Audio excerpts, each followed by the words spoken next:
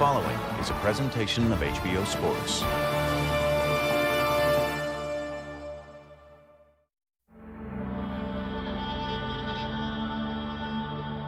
For more than a century, it was the most glorious prize in all of sport, a title that was the province of legends,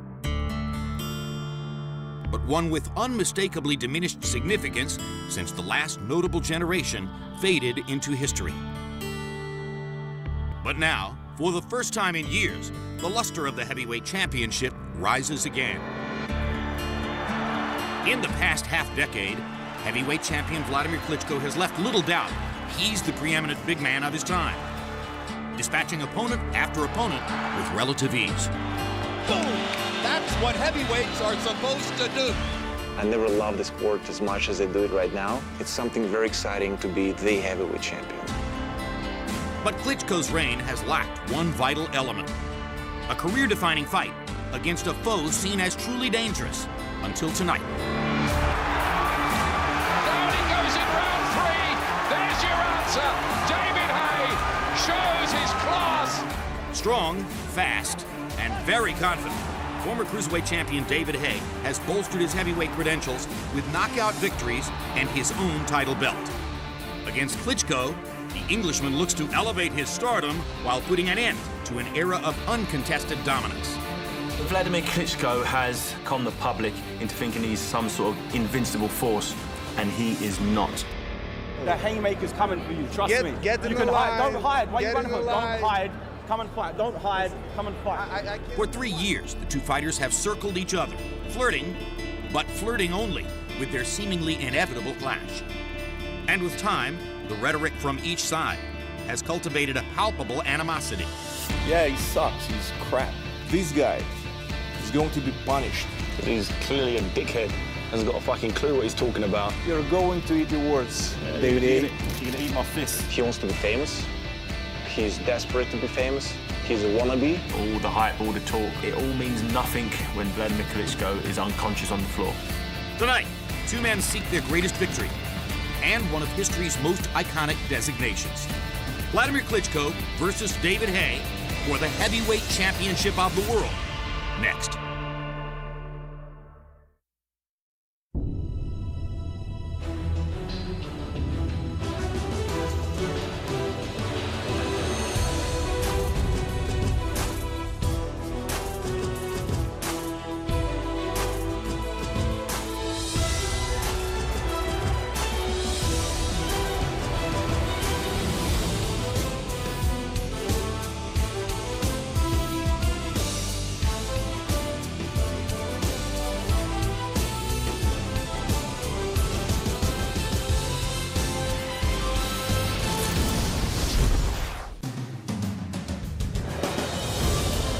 This is Hamburg, Germany at 10:45 at night, and you are looking at M-Tech Arena. Inside, a day-long nervous vigil is climaxing as the rain has been falling heavily in Hamburg since early this morning and all through the long hours of the day. The question hung in the air: will the fight truly take place, or will it have to be in some way cashiered because of dramatically bad weather conditions? But through the past few hours, the undercard has gone along smoothly enough that officials here in Germany have decided this heavyweight championship fight, with tens of millions of dollars and the biggest prize in the sport, can indeed take place. The canvas that you're looking at will be removed from the ring just prior to the start of the fight. Underneath it, a fresh, dry canvas for the two fighters who will contest the title. Vladimir Klitschko, recognized almost universally as the legitimate heavyweight champion of the world, against David Haye, the liveliest challenger in years. Hello again, everybody. I'm Tim Lampley. We welcome you to this special edition of HBO's World Championship Boxing, live from Hamburg, Germany, where Vladimir Klitschko tries to keep his firm hold on the heavyweight championship of the world against an opponent who has aroused more enthusiasm and excitement from the boxing public than anyone in nearly the past decade. Working with me on this special afternoon in Hamburg is Larry Merchant. And Larry, Vladimir Klitschko has won 13 straight fights, 9 of the last 10 by knockout. David Haye, a former cruiserweight champion with only 4 heavyweight fights under his belt. And yet the odds favoring Klitschko in Las Vegas are down to under 2-1, the shortest odds in a heavyweight championship fight in the Klitschko era. Have Haye's cocky taunts and insults gotten into everyone's head? Apparently, including Haye's. No serious opponent is going to be negatively affected by trash talking. As Klitschko puts it, clear head, cold heart. And Haye virtually acknowledges it when he says that he uses it primarily to build his own enthusiasm up, to make it a bigger challenge so that he has to live up to his words in the ring. And if it happens also to hype a big fight into a big event, all the better. The odds also reflect the hope, perhaps the magical thinking of many fans that they'll go to bed tonight with an exciting new heavyweight champion in their dreams. And a lot of them are in Great Britain, Jim, where Haye is the favorite tonight. Not that the British ever bet with their hearts. And with Emanuel Steward in the ring handling Vladimir Klitschko, we get a special gift, because that means we're working tonight with Roy Jones. And what David Haye attempts to accomplish against Klitschko is very analogous to what Roy Jones did at one of the biggest moments of his career when he moved up from light heavyweight, challenged for a heavyweight title belt against John Ruiz, and won it. You were outweighed by 26 pounds.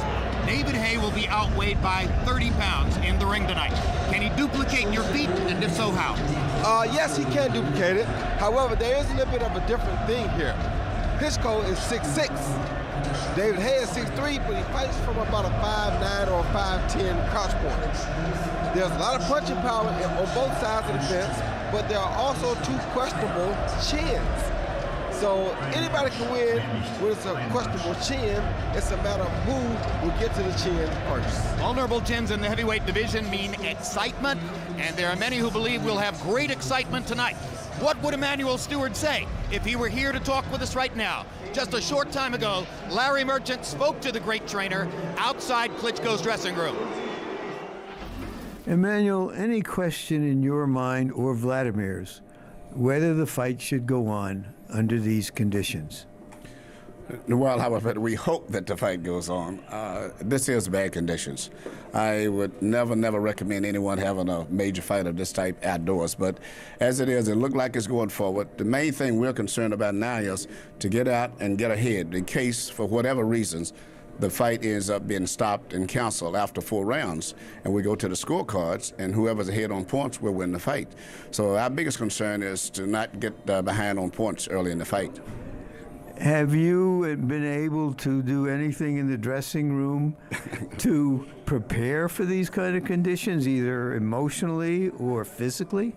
No, we have not, Larry. In fact, it's hard for us to realize and appreciate what's going on because we're in a dressing room where it's hot, it's warm.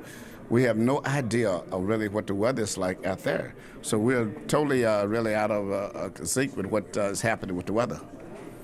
You guys, the bigger man, does that give him any advantage if the canvas is not 100% dry? No, because Vladimir has better footwork. David Haye touts about his fast hands, but Vladimir hand speed is much better than people realize. But definitely when it comes to footwork, Vladimir will be moving more, and therefore the wet, if it is canvas, would hurt him more so than Haye because Haye does not have much movement with his feet. Since the first Sam Peter fight, and you and Vladimir have changed his style to a more cerebral, cautious style, let's say, he has rarely been hit hard on the chin. Are you sure that a guy like David Haye with his quickness can't get there where other opponents haven't been able to? That's a good question. That's always a problem, especially when you have speed with power. And David Haye does have fast hands and power. But also, David Haye's chin is questionable too. You know, it might be a case of who hits who first. Thank you very much, Emmanuel. Okay. All right, now let's turn back to Roy Jones and reflect on what Emmanuel said. Stewart, deflecting Larry's question about the bigger man having an advantage on wet canvas, immediately it was at great pains to say, no, that's not our advantage. You don't agree, do you? No, ain't no way in the HIJKLMNOP that bigger man does not have an advantage in a wet ring. David Haye has to reach up. This guy is 6'6". David fights from a low crouching point. He has to reach up, so therefore he may even have to leave the canvas to try to reach this guy. In order to leave the canvas effectively, he has to be able to plant. Therefore, the wet ring will affect him because he has to plant in order to even reach Klitschko far more than Klitschko will ever have to plant to reach him. Could the wet canvas blunt the excitement in the fight by prompting Klitschko to fight jab, jab, jab, jab? Yes, it could, but if he fights jab, jab, jab, jab, it also gives David Haye a little bit better of a chance to land one of those big haymakers. All right, Michael Buffer is in the ring. Let's see the pageantry in Germany. My new belts, they're keeping them warm for me. You're such a clown. You know that? This is June 20th. Exactly.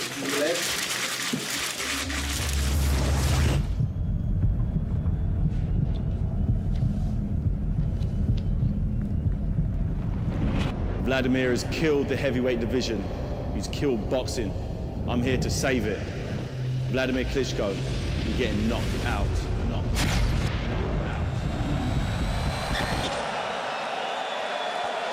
Coming to the ring, David Haymaker.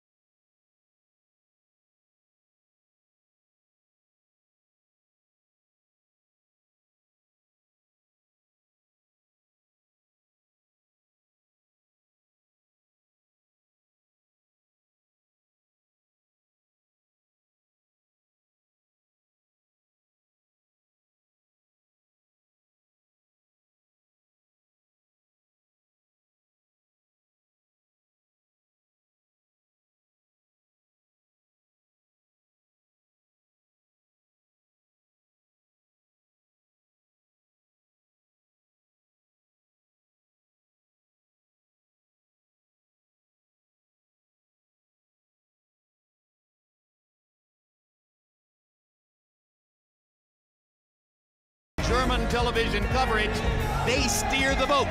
So we stand and wait now for the pageantry to continue. It is a glorious succession of former heavyweight champions who have been involved in the build-up to the fight, including Lennox Lewis and George Foreman, both of whom are here tonight. And if there may be more Germans numerically in the crowd expected to root for Klitschko, they are being out-noised, out-volumed by British fans who have been in full soccer stadium enthusiasm all day long and are properly fueled for the occasion. Or as they say in the country music South, beer is good, people are crazy.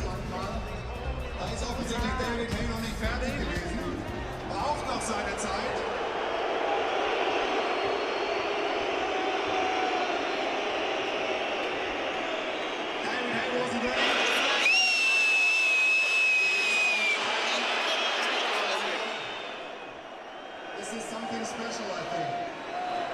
It's very special. It's a great night. World Championship Boxing, and I think all these fans are definitely ready.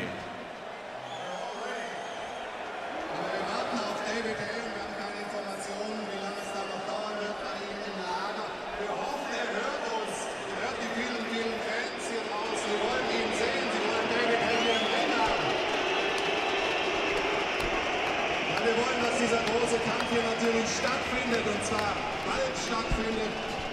We are being told in German from the ring that David Haye is not ready to come to the ring. We're not being told why David Haye is not ready to come to the ring, only that he isn't ready to come to the ring. Well, some people would say he hasn't been ready for a couple of years when this fight nearly happened at first, but it was really a brilliant plan on his part to wait, to beat some mediocre heavyweights, get himself a title, and build up to an event that's going to make each fighter upwards of $15 and maybe $20 million. But however thin are Haye's credentials, he has sold the case that this is the most significant heavyweight fight since Lennox Lewis banished Vitaly Klitschko in a life and death struggle in 2003, the most anticipated heavyweight fight since Lennox Lewis fought Mike Tyson June 8, 2002. Larry, here's a look at the heavyweight picture. When Lewis retired, the Klitschko era began. The Klitschkos have dominated heavyweight championship boxing for nearly a decade. These are the 4 top heavyweights in the world who will be meeting in the next couple of months. 2 of them, of course, tonight, Vladimir Klitschko and David Haye. Vitaly Klitschko, who has a belt, fighting another fighter from a lower weight division who has proven some worth as a smaller heavyweight, Thomas Adamek, in September. And now let's look at the tail of the tape for Vladimir Klitschko against David Haye. And at yesterday's weigh-in, there was a preponderance of Brits in the crowd, but Klitschko walked away from the weigh-in with a 30-pound advantage to take into the ring. You see the difference in age, 5 years in Haye's advantage.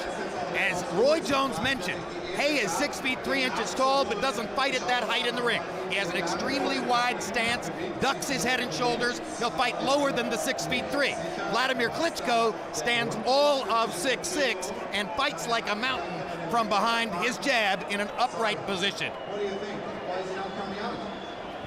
And we mentioned the weigh-in was a boisterous demonstration by British fans who dominated the turnout and turned it into a David Haye love-in. Haye stepped onto the scale first, and as always played to his admirers. Vladimir Klitschko, as always, was fairly serious and straightforward. The body looked sensational. These 2 fighters have been taunting each other constantly for months. There is a feeling in the air, Roy, that there's bad blood. They don't like each other. Everybody seems to believe that makes for a great fight. Yeah, and the blood is so bad that I'm not sure whether Vitaly or Vladimir hasten the worst. Well, of course, one of his big publicity moments was to show up 2 years ago at a news conference with a T-shirt that depicted the severed heads of both Klitschkos dripping blood, saying that he wanted to behead them both in the division. The Klitschkos were deeply offended, Larry.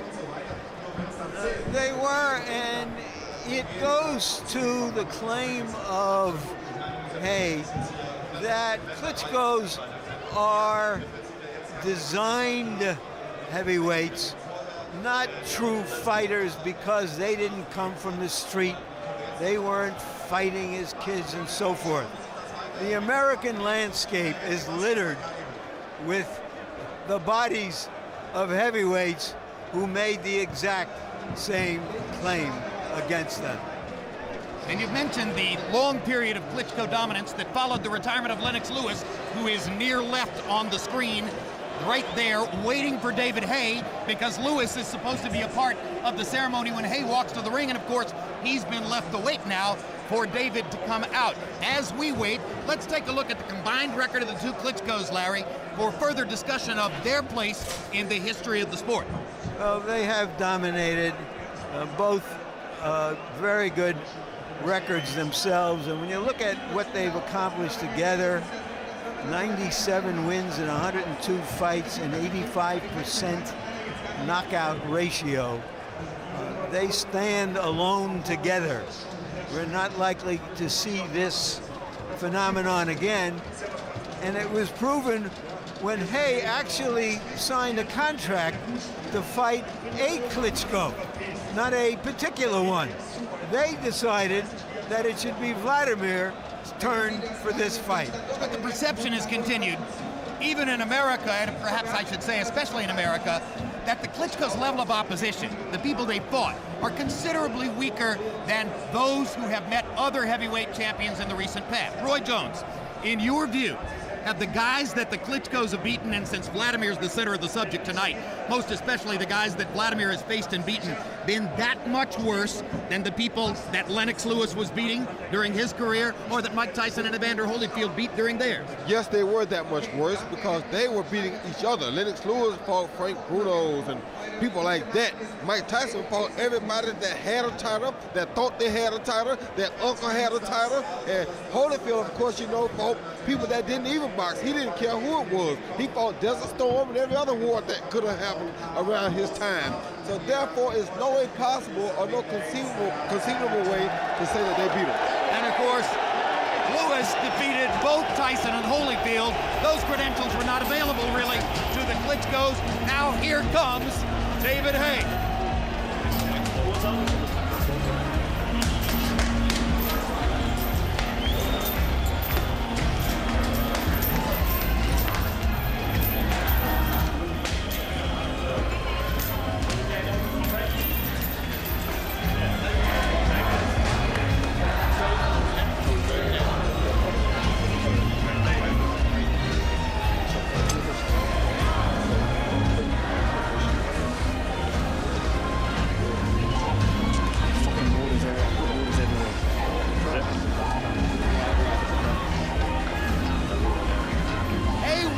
To walk to the ring second, and at one point in the build-up to the fight and the negotiations for this deal, he said it was a deal breaker.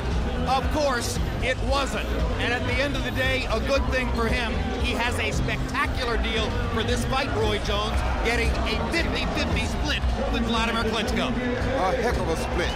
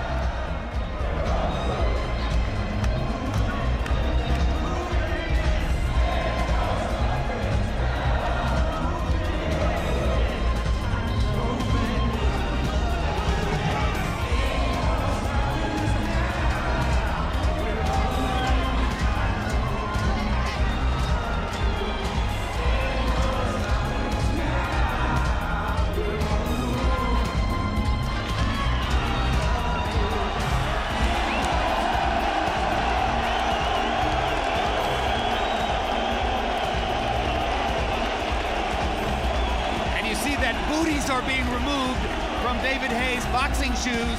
That was a precaution to try to keep Haye's shoes dry on the way to the ring.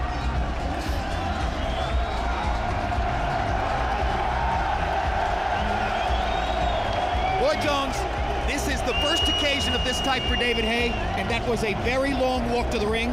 Now he will have an extremely long wait for Vladimir Klitschko. Difficult? Not difficult at all. He's having a great time. Sounds like there are more fans here in his favor than for Vladimir, so I think he'll be fine.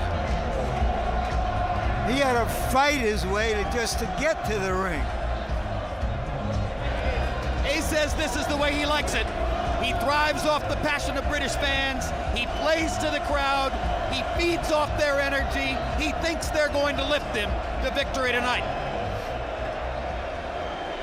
Does he have as much fury as he has sound?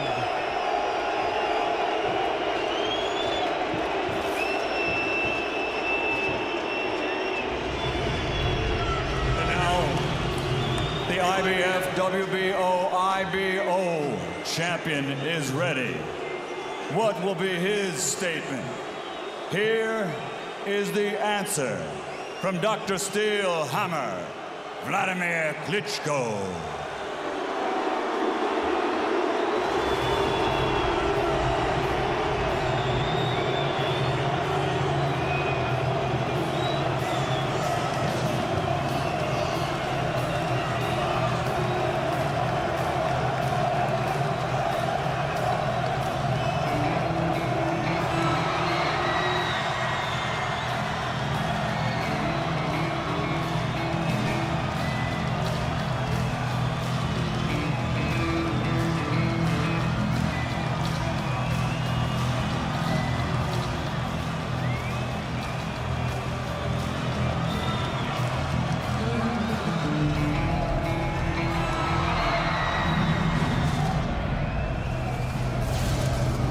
Das T-Shirt, das war geschmacklos. Dieser junge Mann ist einfach nicht reif als Mann und nicht reif noch als Boxer. Shame on you, man. The new, shame on the new heavyweight champion of the world, the Haymaker. Shame on you.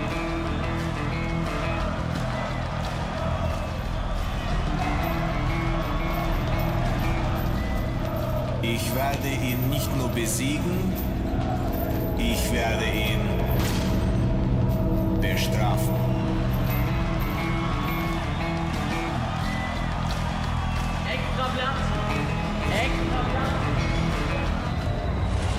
David Haye, hello. Whatsoever, no respect. I will knock out Vladimir Klitschko.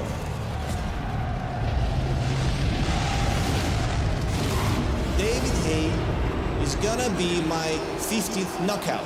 Das wird meine 50. Knockout-Sieg am 2. Juli. Boy, this is going to be an exciting fight. Are you ready? Absolutely. I go and take my brother.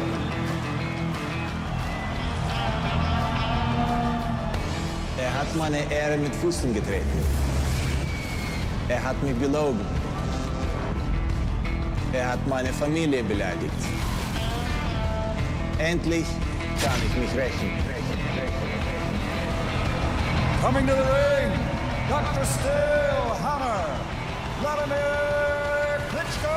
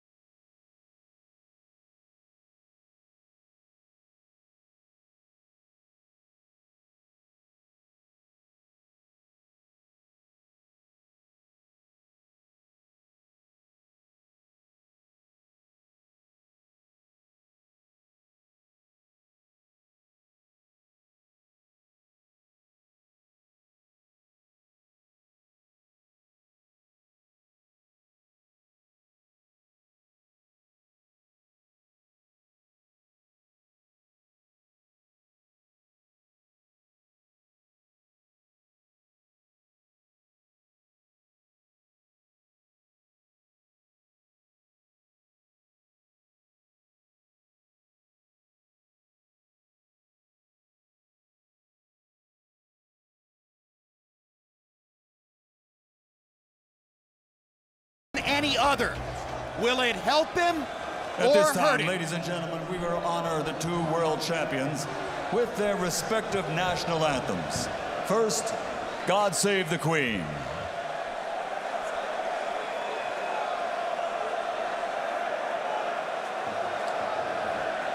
God save our gracious Queen.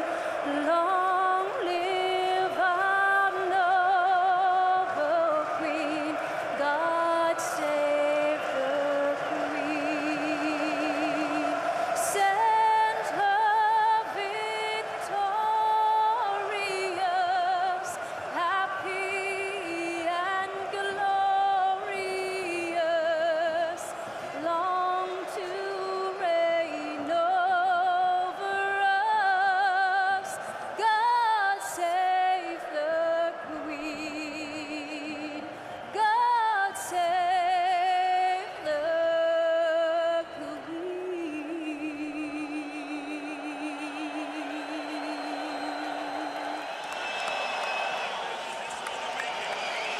And now the national anthem for Ukraine. Ще не вмерла України, ні слава, ні воля. Ще нам, браття українці, усміхнеться доля. Гинуть наші вороженьки, як роса на сонці. Запануєм і ми, браття, у своїй сторонці. Душу й тіло ми положим за нашу свободу і покажем, що ми браття козацького роду.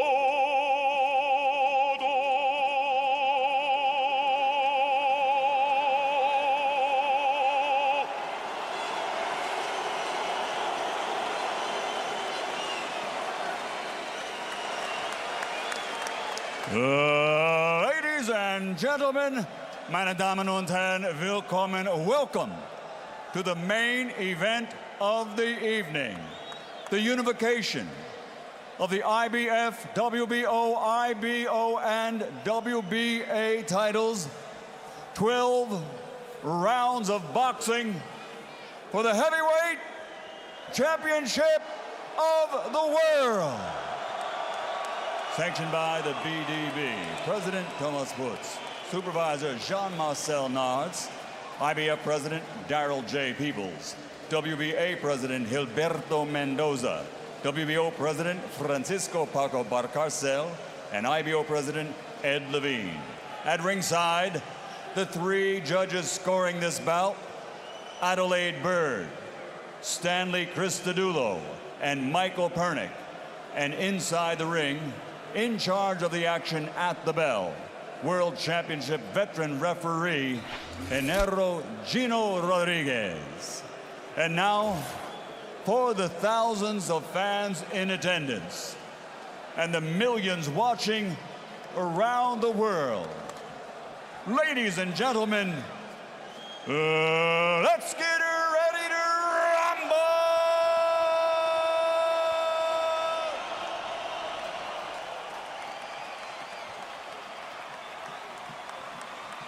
Fighting out of the red corner, wearing red with gold, officially weighing 110 kilograms or 242.6 pounds.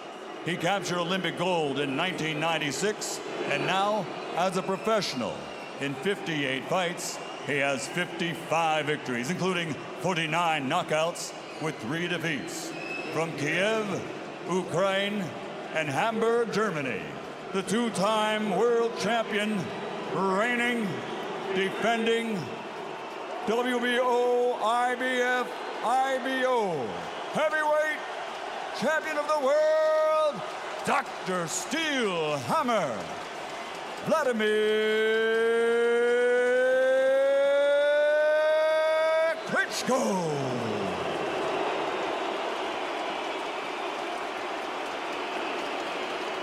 And fighting out of the blue corner, wearing the Union Jack, official weight 96.5 kilograms or 212.8 pounds. His professional record in 26 fights, 25 victories, including 23 knockouts with only 1 defeat. He is the fighting pride of London, England, the former undisputed cruiserweight world champion and reigning, defending WBA heavyweight champion of the world, David Haymaker Hayes.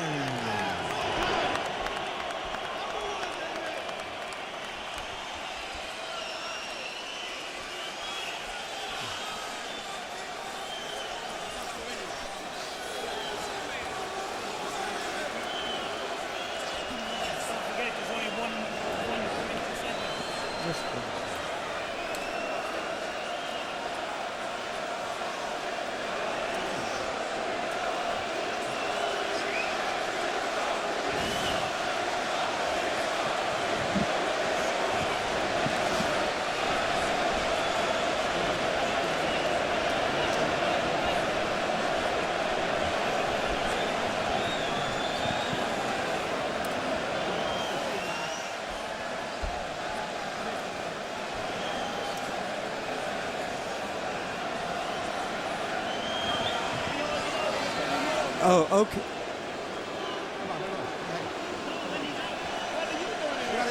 We'll get out to it.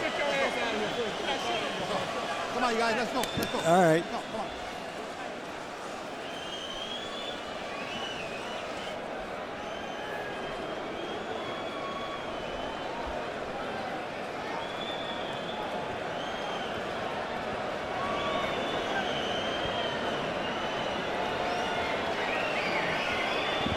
Guys. Okay, one here. Okay, come on. Let's go. All right, gentlemen. You got your instructions. Wear my 2 meters at all times. Protect yourself at all times. Now, touch him up. God bless. Touch him up. Let's go.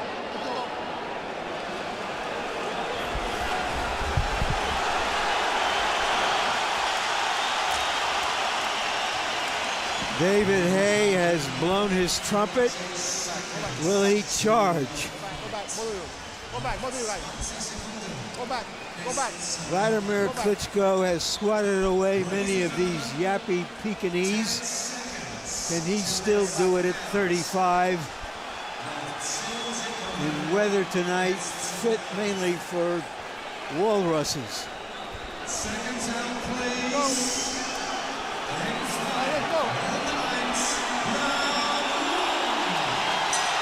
More than 16 minutes passed between the moment David Haye entered the ring and the opening bell sounded.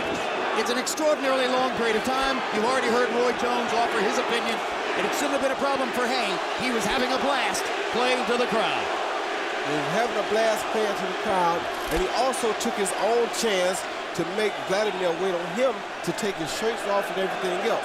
So he took advantage of the opportunity, but he turned it around and used it against Vladimir. Experts agree. Haye's best chances in the fight should come early. The longer it goes, the better it would be for Klitschko in the expectation of most. As like Emmanuel said, both fighters here have suspect chins, so whoever hits who on the chin first will probably be in control of the fight early.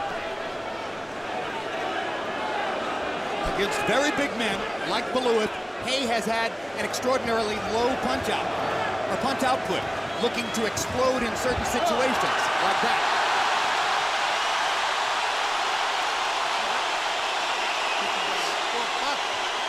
Haye seems to feel he was tackled. I think he mostly lunged off balance, Roy.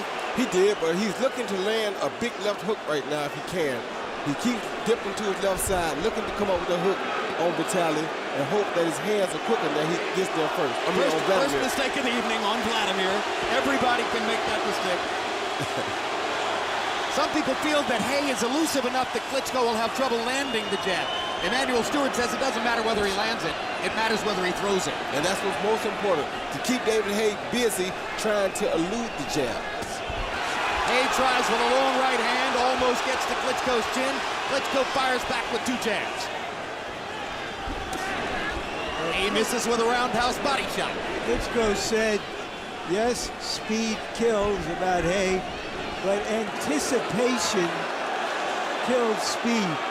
You saw him earlier anticipate those lunging hooks. How long can he do it?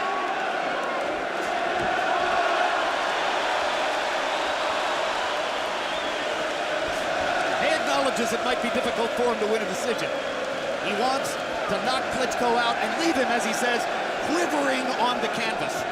Yeah, I don't think either fighter in this fight particularly cares to go the distance.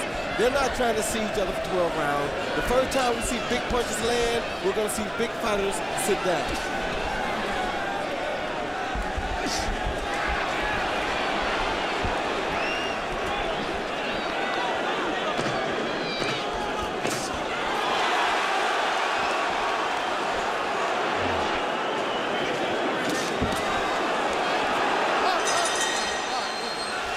Contrast immediately apparent in round 1. Haye didn't bother to jab. Klitschko barely bothered to throw any power punches.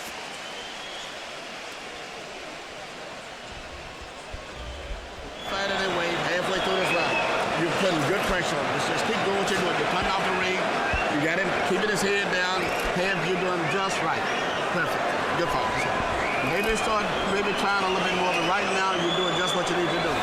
Creating anxiety, because every way he's going, and he's got something, twitch him, and then do a fast dip left, drop right.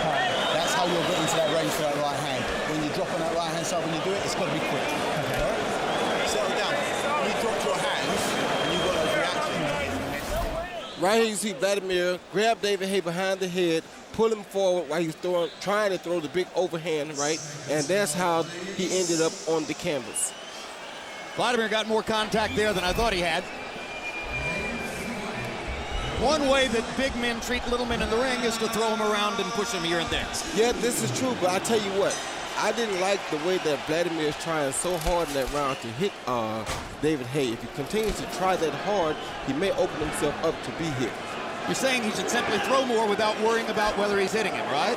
No, I'm saying he's trying too desperately to land a big shot. You know how the gun game goes. Live by the gun, die by the gun. He landed a stiff jab there. Momentarily knocked Haye back toward the ropes. Haye hasn't really been able to get close in an effective position yet. We've talked about the ambush or insurgent style of boxing today, with quick fighters standing outside and trying to leap in and surprise and then get out. Haye hasn't been very effective in getting inside at all.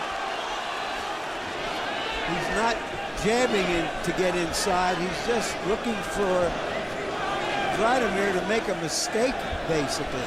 Well, his big plan was to take away Vladimir's jab. Roy, do you see that happening? No, he's not taking it away yet, but what he's doing is making Vladimir spend a lot of energy chasing him around the ring. Hopefully this will wear Vladimir's legs down is what he's thinking, and then he'll be better off late in the fight if he can land those haymakers.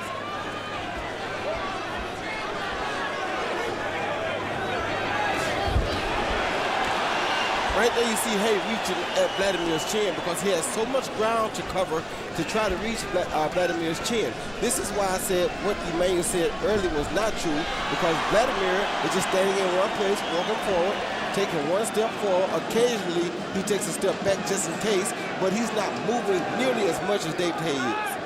Klitschko is landing his jab more than Haye said he would be able to. He finally threw a big right hand a couple of minutes ago and just missed. Another miss over the top of the right hand. Haye shows his elusiveness and hand speed and lands a left hand. First significant landed punch for David Haye.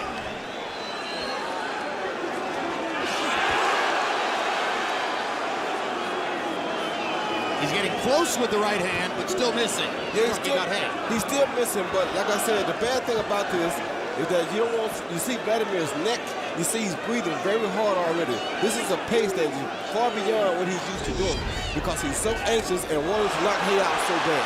First right hand lands for Klitschko, and he lands another jab.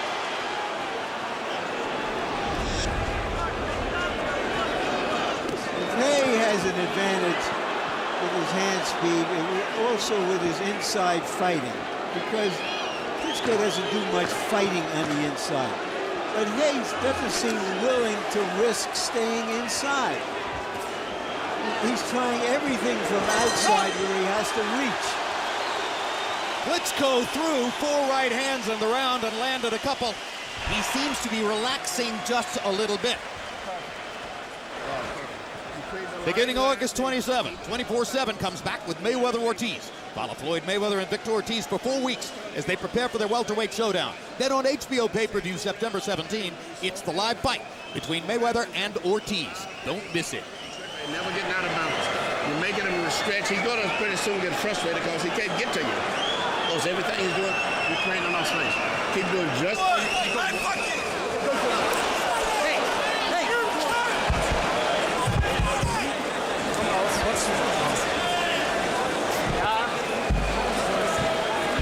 I'm in the neutral corner, not in the same corner as the boxer.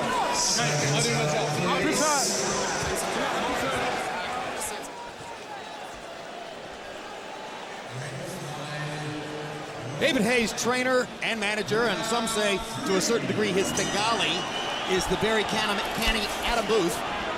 And Adam Booth was the dominant figure in the rules meeting yesterday, where he spent a great deal of time asking referee Gino Rodriguez to please discipline Vladimir Klitschko against holding. Well, but it seems to have backfired in the sense that Haye seems more concerned about being held if he gets inside. So there have been very few clinches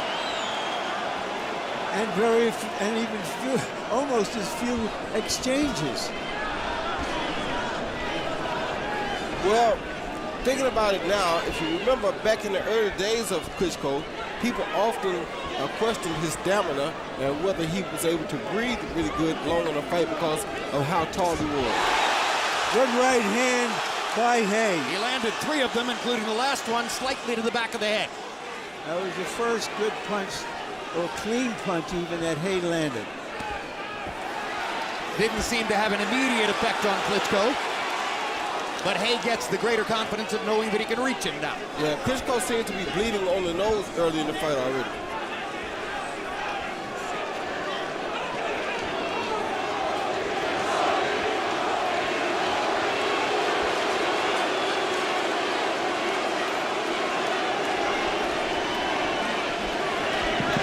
Haye is taunting him still in the ring, saying, come on, come on.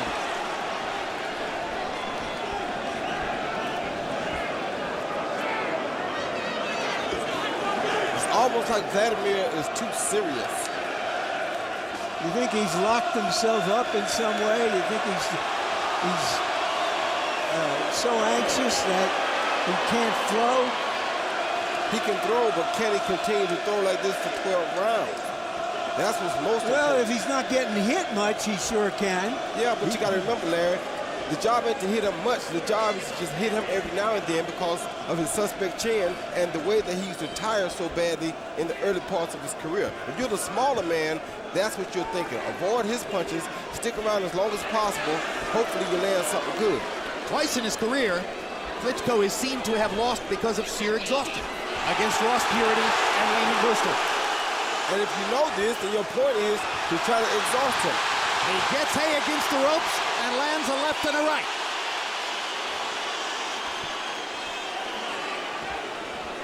Third round, by far the most interesting in the fight. Haye has suddenly become competitive in the round. Klitschko is getting more aggressive. Haye may think he has him measured a little. He is not moving as much as he did earlier. The second takedown of the fight. And now, Genaro Rodriguez tells Klitschko not to push down.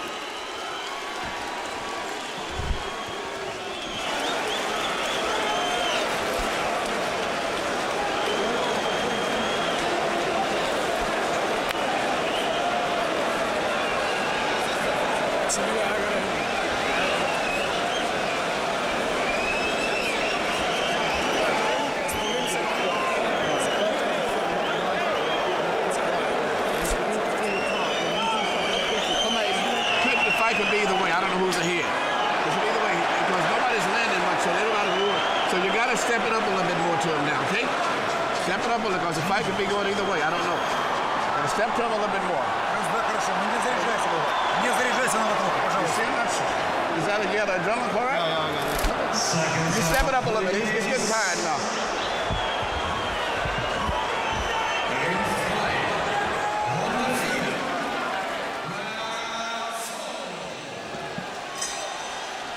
Round 4 begins. Our unofficial score. Harold Lederman is here in Hamburg. Harold, how do you have it so far? I am, Jim. 2 rounds to 1. 29-28. Vladimir Klitschko. You know, Jim, when I took Boxing 101, they told me to keep my hands up.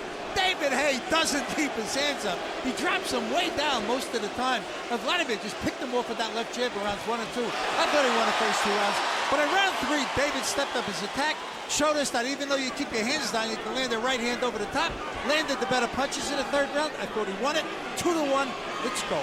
Klitschko just landed a right hand that briefly turned Haye's head to the side.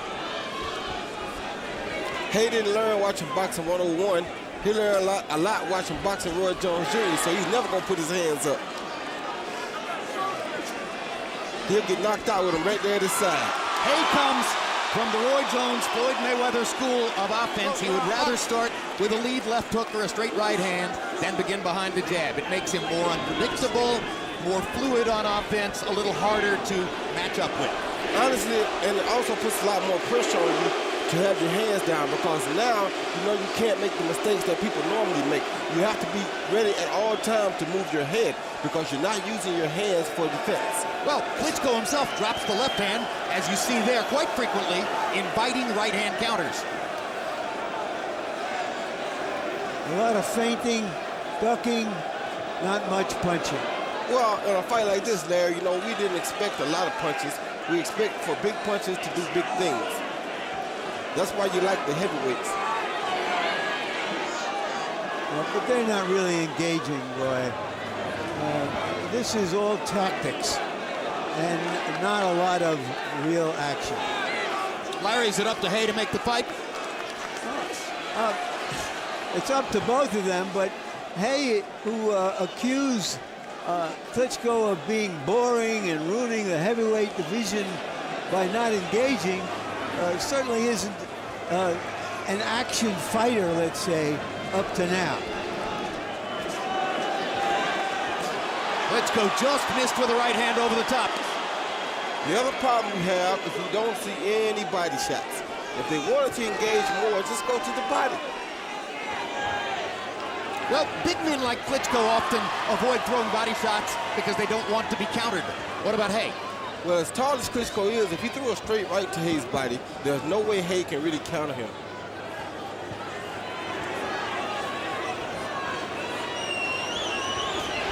Hard right hand by Haye. Seems to momentarily stun Klitschko. Now he's fine. I didn't think that punch landed clean. I might have gotten too excited, Larry. Neither did that one. Neither did that one. Yes, that last one did. I guess Harold will be the judge of that.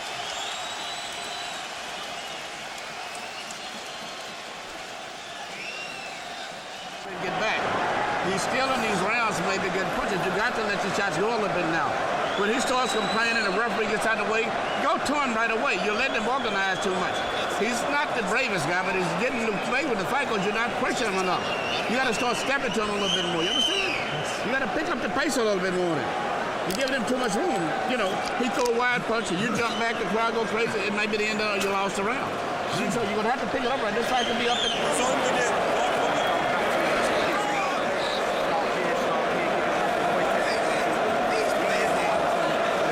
Seconds out, please.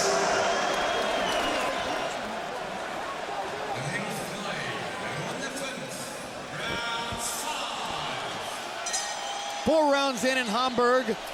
Vladimir Klitschko against David Haye for the heavyweight championship of the world. Our truck tells us, having watched German replays of that last right hand, that it did not land. I could have told him that.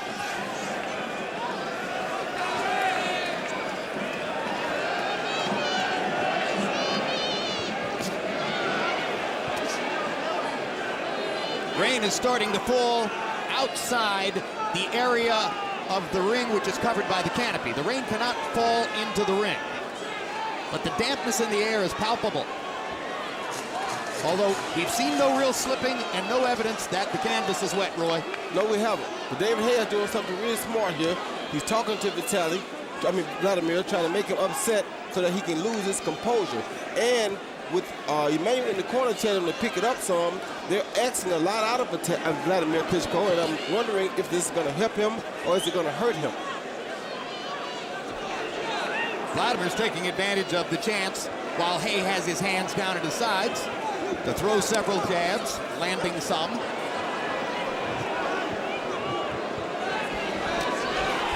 That right hand thoroughly blocked by Klitschko's left.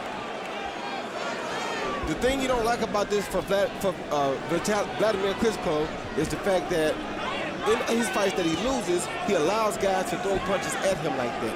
He's always better when he's the guy that's doing the punching, not the guy that's getting punched at. Right now, he's not throwing enough big shots at David Haye to put David Haye on the defensive. He landed a lead left hook a moment ago. It's a punch that he throws well, and maybe he doesn't throw it enough. David Haye sure looks defensive to me. He's not defensive. He's just looking to counter and throw one shot. He's not worried about Vladimir's big punches right now. But there was another lead left hook by Klitschko. I wonder if there's a strategy change coming out of the Klitschko corner.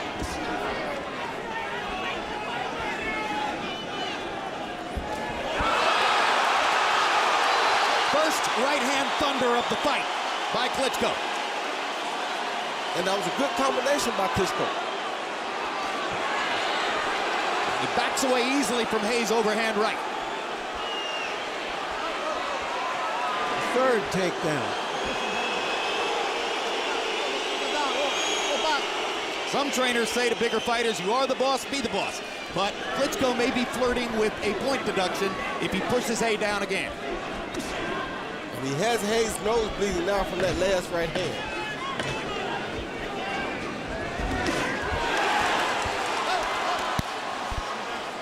Let's go, box. Now that right hand might have landed.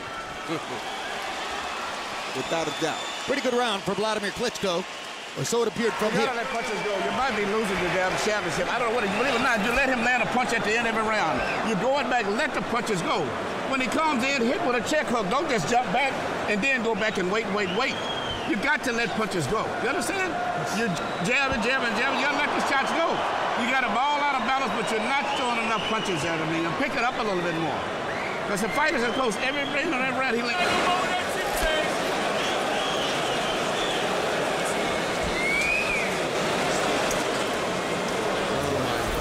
Right here you see a beautiful straight right hand behind the jab landed by Klitschko. Left a little bruise on David Haye's forehead and got a nosebleed. Then you see David Haye try to answer with the right hand, and Klitschko just put him back to the canvas once again. So far, David Haye has been a better salesman than a fighter. You saw the CompuBox graphic, which indicated that while David Haye has landed 13 body shots in the fight, Klitschko, leading him with 51 landed punches to 36, has thrown every landed punch to the head. Roy Jones's point was not that difficult to hit Haye with a right hand to the body. Maybe Vladimir should consider it. Just misses with the right hand there.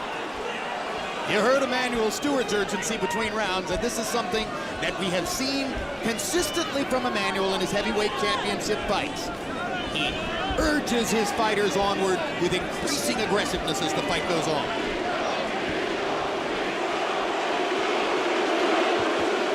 Viewers will remember him screaming at Lennox Lewis to knock Mike Tyson out and get it over with. The first booze of the night. Well, your point about Haye, Larry, surfaces in that the Brits have finally decided to quiet down.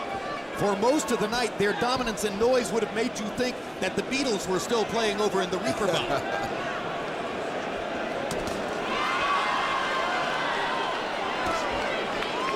Haye lands a jab. There's a rarity.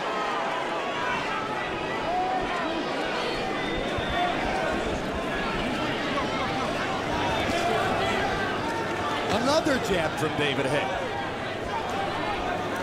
He's seeming quite comfortable in the ring right now. He's not moving as much. He's staying more set in front of Vladimir. Vladimir is still throwing that good jab, but he's not connecting much. Well, it looks as though perhaps Adam Booth has mentioned to Hay, you're not going to knock him out unless you stand and fight.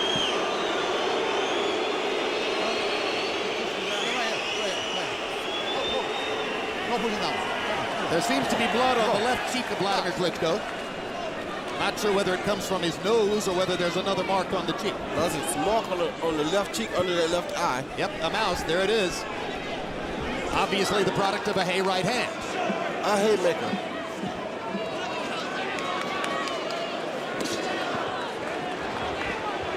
That's the same place where Cassius Clay cut Sonny Liston, February 25, 1964. Right on the cheek.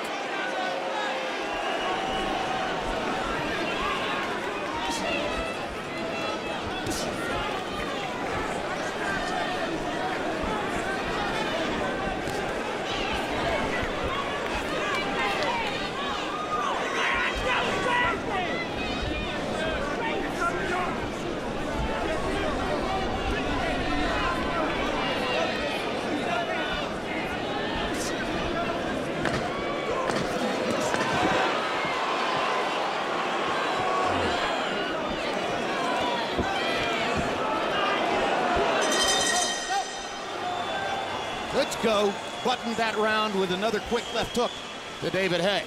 And Hay couldn't get a lot done in that one. Listen, I usually say, listen, every time you let this guy... July 13, it's the premiere of The Curious Case of Curt Flood, an HBO sports documentary examining the life and career of former baseball player Flood, whose fight for free agency forever changed professional sports. On the next Real Sports, a look at one of the wildest, craziest rites of summer. The annual Running of the Bulls in Pamplona, Spain. Mary Carrillo, of course, no fear, checks it out firsthand.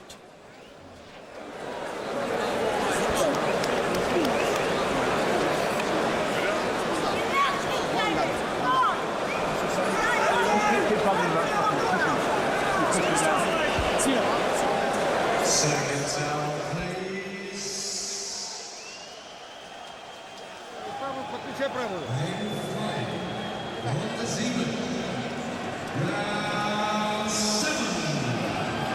So we go past the midway point of the fight. Almost nobody thought that Vladimir Klitschko would pound out another routine decision against David Hay, but increasingly it looks as though that's possible. Harold, how do you have it so far? I agree with you 100%, Jim. 59-55, 5 rounds to 1, Vladimir Klitschko. Jim, I don't know when David Hay's going to start fighting, but he better start fighting soon because he's letting this fight get away. I mean, the guy, he bobs, he weaves, he weaves, he blobs, he makes faces at you, he falls down, but he doesn't punch. If you don't punch, you can't win. Oh, there's a punch. Huge left hook by Klitschko. You know, Jim, let me comment on this. I don't think Vladimir's shoving him down that much. I think the guy's falling down, to be honest with you. And now Klitschko has deducted a point. Despite your opinion, Harold. I'm not sure that was a good call. I agree wholeheartedly with Harold that Hay is lunging in, ducking his head, and most of his falls to the canvas have been because of that. Well, let me point out that I know nobody in boxing who has been more critical of Vladimir Klitschko for holding over the years than Harold Letterman. So when Harold Letterman says he's not holding, that's news. That was a point that was won in the officials' meeting yesterday. Exactly right. Credit that point to Adam Booth. He talked his way into that point yesterday. Hay keeps looking at Gino Rodriguez. Frankly, you're fighting Vladimir Klitschko, David. Another right hand shot by Hay, just short.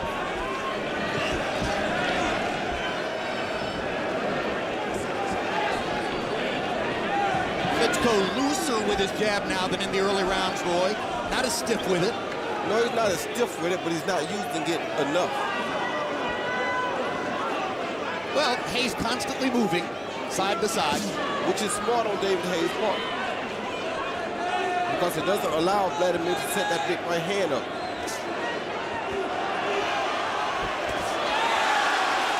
Lead left hook by Hay. Hay is fighting virtually a totally tactical fight.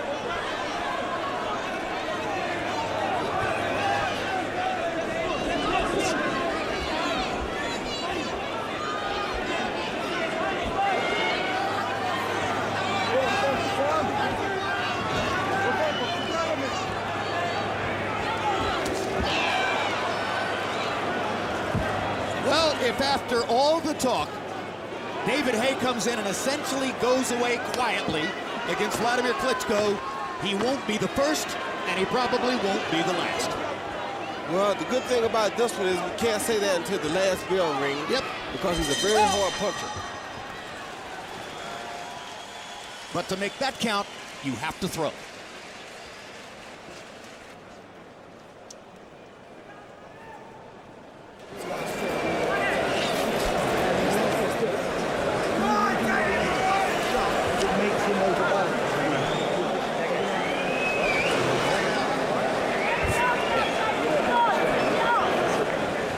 Because of German television coverage, you cannot see what I'm going to describe to you right now. Emanuel Stewart has spent the first 30 seconds of the between-round period in the middle of the ring, arguing with referee Gina Rodriguez about the deduction of that point. Away and walking him. Coming up. Yeah, you're doing fine, baby. You're doing fine, man.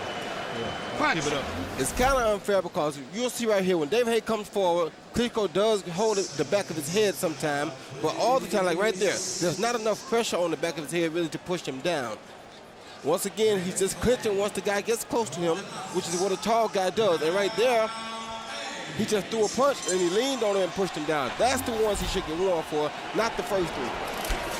We've counted 4 pushdowns, rounds 1, 5, 6, and 7. And as we mentioned, Gina Rodriguez deducted a point in the last round. That's why Harold Lederman scored that round 9-9. Klitschko the winner of the round, but a point deducted.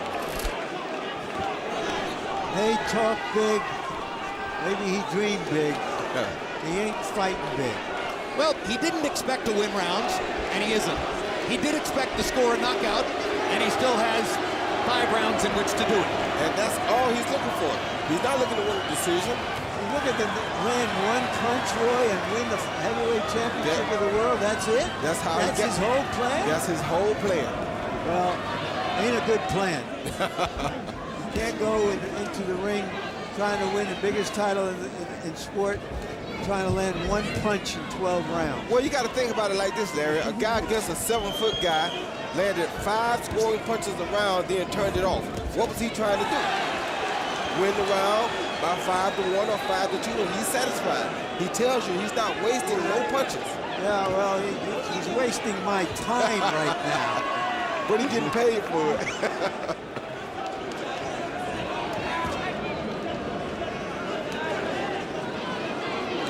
There are 2 big men, little men scenarios that worked for me. One was Dempsey tearing off after the ponderous Willard, and the other is Michael Spinks boxing and brawling with the older Larry Holmes.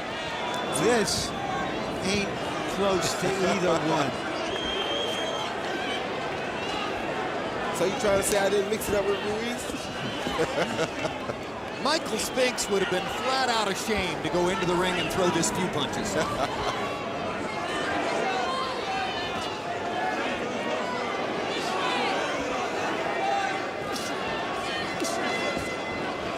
Oh, goodness. This time, Haye tries to buy a point.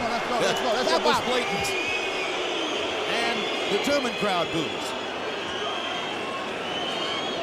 The Brits are too deeply in love with this to see it.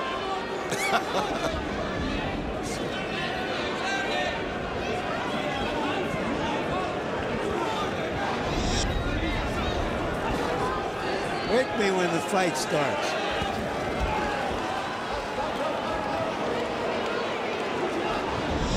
As soon as the bell rang, because Emmanuel was going to raise some kind of sand in that corner.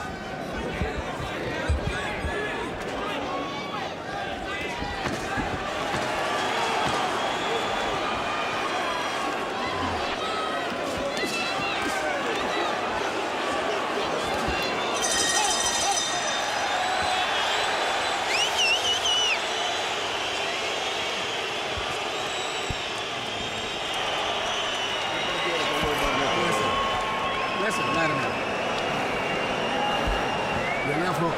He's leaning into it. Okay. Let your left hook go. He's leaning into it. He's tired. He's not seeing punches. He's got you doing what he's doing now. You know what you're both doing? You're both here doing this, doing this, doing that. Let your left hook go. You hit him with it. He's right now very tired and he's drained mentally. Step to him.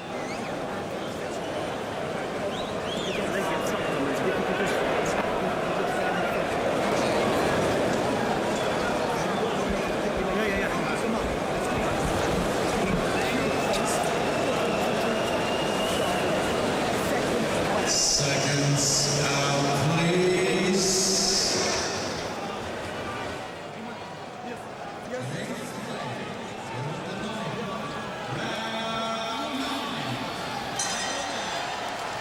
We go to round 9.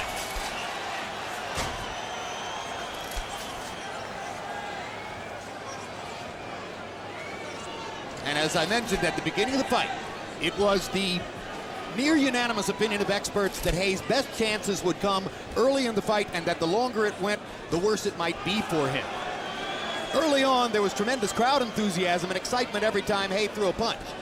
Now, there's a palpable silence in the arena, and Hayes lands a right hand to bring the crowd back. His most significant shot in a few rounds. And he follows it up with nothing. So obviously he didn't believe the punch did damage. No, he's not really interested in landing a bunch of follow-up punches. He only wants to land 1 or 2 big ones every now and then. You got to remember, his nickname is Haymaker. Not boxer, not punch maker, not punch thrower, but Haymaker. Well, we've seen the absence of jabs. He threw them in 1 round. There's one. But by and large, it's been the lead right hand or the lead left hook. Often at a wild angle. And the right hand for Klitschko lands on Hayes' chin. Vladimir Klitschko's best punch in this fight has been his left hook. He's thrown it very sparingly. You heard Emanuel Stewart between rounds begging him to throw left hooks.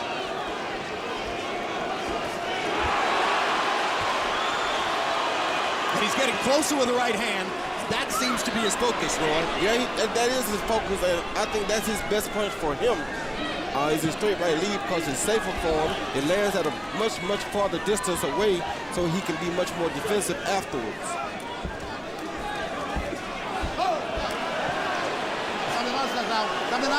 Let's go. Can you take a point away from a fighter to deliberately going to the canvas? A flopper, a soccer flopper. I don't know that I've ever seen it, but I think Hay flopped twice in the last 2 rounds.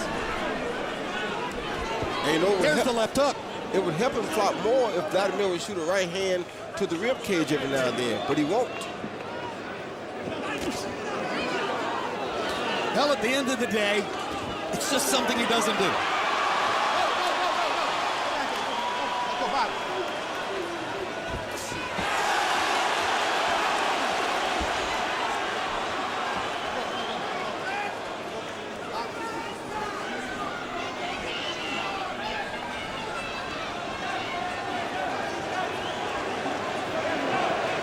Hard right hand by Klitschko. And that's good. It was smart because he's not overcommitting to it, so he can't easily be countered after he throws it.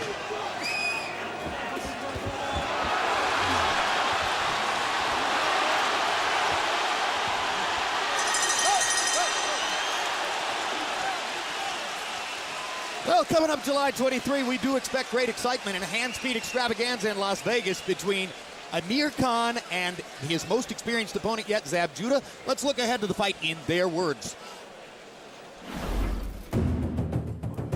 This is not a game. This is for real. I've been in bigger fights than Amir Khan. I've been in bigger showdowns and bigger arenas. Let's go. When he gets to the Mandalay Bay on July 23rd, he'll see that only one that's going to leave that ring victorious will be Super Judah. Fought some great fighters, but I really think he's not a world-class fighter, really, because if you think about it, all the top guys he's fought, Mayweather, Costa Tszyu, Miguel Cotto, he's been beaten by them guys, and he just lacks that world-class level. July 23, Amir Khan coming off his Fight of the Year win over Marcus Maidana in December against Zab Judah, who took the place of Tim Bradley in that fight, and it's a great opportunity for him. Harold Lederman, how do you have it scored coming to the 10th? Okay, Jim. 7-1, 1 even, 88-82. Vladimir Klitschko. You know, David Hayes just got to pick up the pace. I mean, he said he couldn't win a decision. He's absolutely given this fight away by not throwing any punches. Vladimir just piling up points with that left jab. David Hayes just looks at him, bobs lead, but doesn't punch. In round 9, Gino Rodriguez rightly won Vladimir Klitschko for throwing that right hand, backhand. You can't backhand the guy. You have to hit the guy with the knuckle part of the glove. You can't throw it backhand. 8-1, 1 even, Vladimir Klitschko. Vladimir's dream scenario coming into the fight, he said, was a 12th round knockout so that he could have as much time as possible to punish Hay for all the things he said leading up to this fight in the last 2 years and then put him away. He knocked Eddie Chambers out in the last 5 seconds of the 12th round. He'd love to duplicate that feat here. It's not that easy. More likely, it appears now, the routinely one-sided decision, which has been a feature of the Klitschko's careers, although Vladimir has had 9 knockouts in his last 10 fights. In this scenario, and in this case, for this fight particularly, I wouldn't be so mad at Vladimir if he won by using his jab and being smart. I mean, we want to see him do things and take risks and do dangerous things, but if he's trying to win this fight and he already has a 7-round lead, why would he take a chance of trying to knock this guy out when it's very possible that this guy could knock him out? Hey, it's one of the oldest sayings in the sport. Win this one, look sensational the next time. But, Hay is giving him nothing to fight. Hay is just another flop, making a non-fight out of it. And Gino Rodriguez just told Hay, don't do that again. He's tired of watching the flops. Well, he smacked Klitschko with a good right hand before he flopped that time. So it was a combination. A punch and a flop.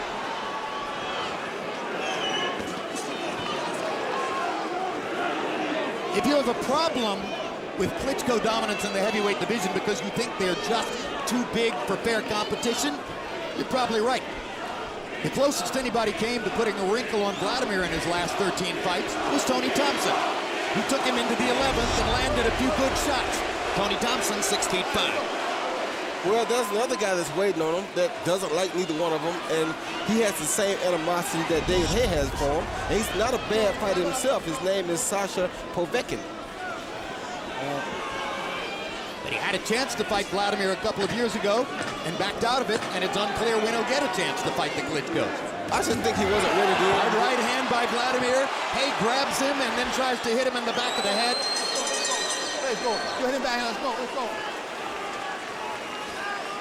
And frankly, David Hayes' performance in this fight is becoming more and more disappointing with each passing round. I would say, given everything that led up to the fight, it's humiliating. He has 3 minutes to undo the previous 33. No, he got 6. I'm sorry. Punches landed round by round, and here you see Klitschko dominance again. In every round since the 5th, landing in double figures, landing in double figures in most of the rounds, landing more than David in every round. But you don't punch. You don't punch. He's right there tired. You're worried about waiting until the perfect position. Let the left hook right here and go. Don't worry about it being so hard. Just don't let it go. Let it go. You got to pick it up this round, son. Stewart still wants more. Stewart's like a football coach who wants to build the lead. And Hay so far seems content to go home as a lucky loser who made a big payday. With a 50-50 share of the purse. Exactly right. Congratulations on having talked his way into that one.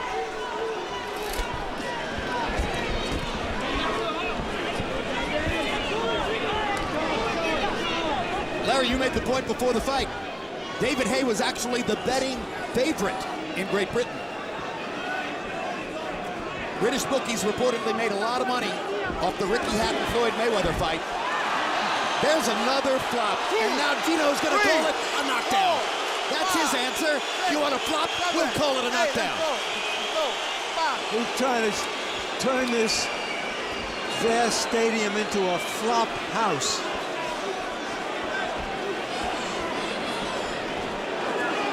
Well, that was an intelligent way for Gino Rodriguez to take care of that problem.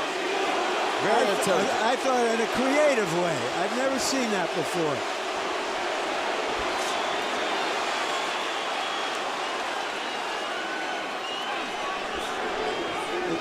If Hay was unsure he was behind in the fight before, he has to know there's only one way he can win it now.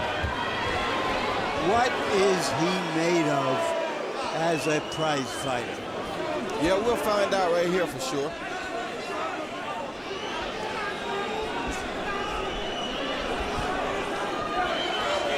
Well, frankly, in the eyes of almost everybody who knows boxing, there was always only one way for him to win the fight.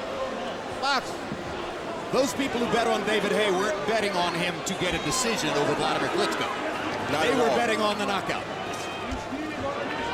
Yeah, but they were betting also that he would take some chances and risks to get there.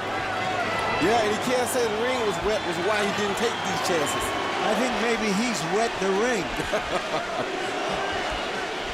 You're in rare form tonight, Larry.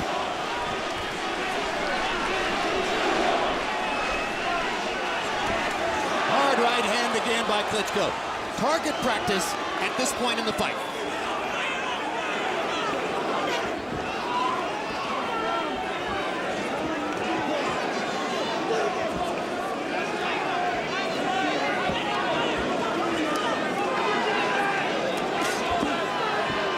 Good left hook by Vladimir. Good choice, too.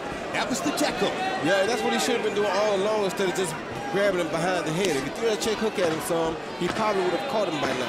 The check hook was the punch with which Floyd Mayweather knocked out Ricky Hatton when Hatton walked into it in the 10th round. I'm gonna count you out. I'm gonna count you out. Let's go, box. 1 round to go.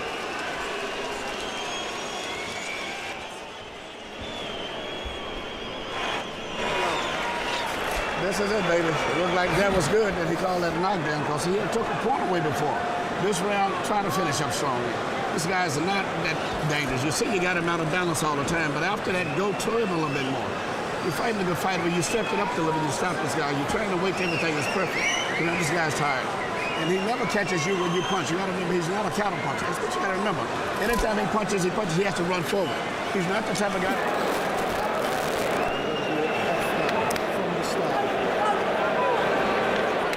He can see the referee is just as disgusted as we are some. David Hay comes in, loses his mouthpiece. Klitschko pulls him forward a little bit, but the referee says, you know what? I took a point from Klitschko. Now it's your turn.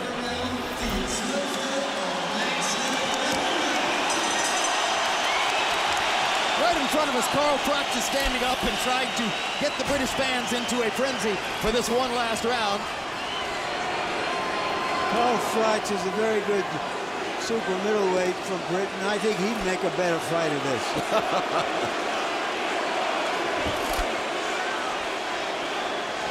That's good defense by Klitschko. It's the typical mode of operation for fighters who lose to Vladimir Klitschko to immediately demand a fight with Vitali and get in line.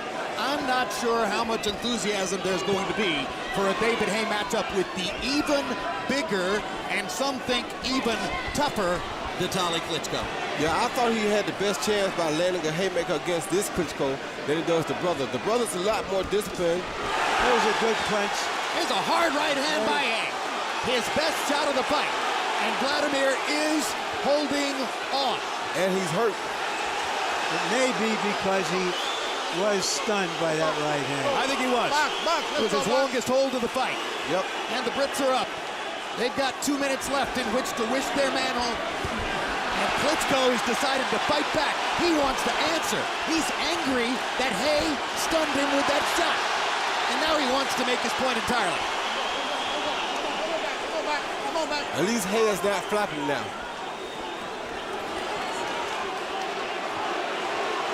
Vladimir bouncing on his feet. Hay woke him up. Let's see if David can land another one. He's not giving Hay a chance to build something up off that punch by being offensive instead of just playing the round out because he has to know he's way ahead. Indeed, Since the near knockdown, since the stunning punch by Hay, Vladimir's been more dominant than at any time in the fight. Yeah, they just traded some really good punches in the ring. Both fighters, I think, landed the right hand on each other. Clock ticking now, less than a minute to go. Is it too little, too late? Hay needs lightning right now. Klitschko just needs to stand up and finish.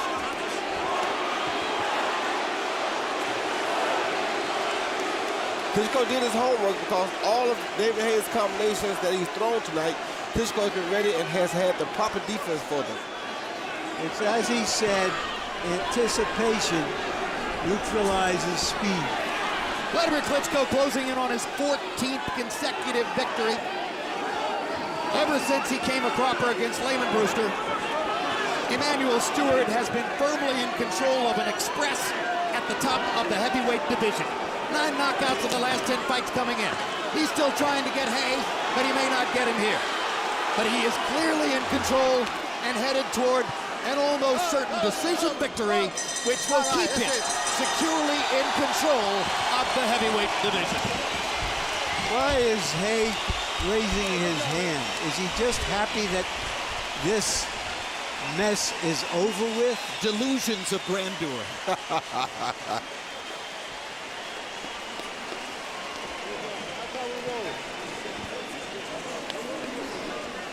Adam Booth is in the ring, giving what for to the referee, Gino Rodriguez. You get the impression, and now Vitali picks up the argument with Adam Booth, and now Hayes making his point. David. Good fight, man. That's why he's a bitch.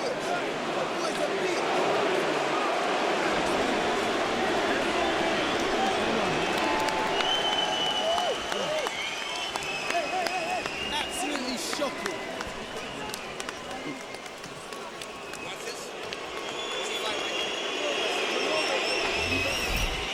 Here's the right hand by David Hay in the 12th round. Yeah, he threw a left hook lead, followed by a straight right hand, landed flush on the chin, and Vladimir took it very well. However, it did force Vladimir to wake up and start his own offense.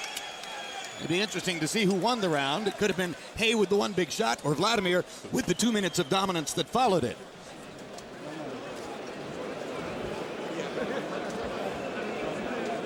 Well, there are a lot of disappointed heavyweight observers here tonight, and there's also another disappointed heavyweight observer right there in the ring because Vitali wanted to see David Hayes' head. Yep, he wanted to see him knocked down.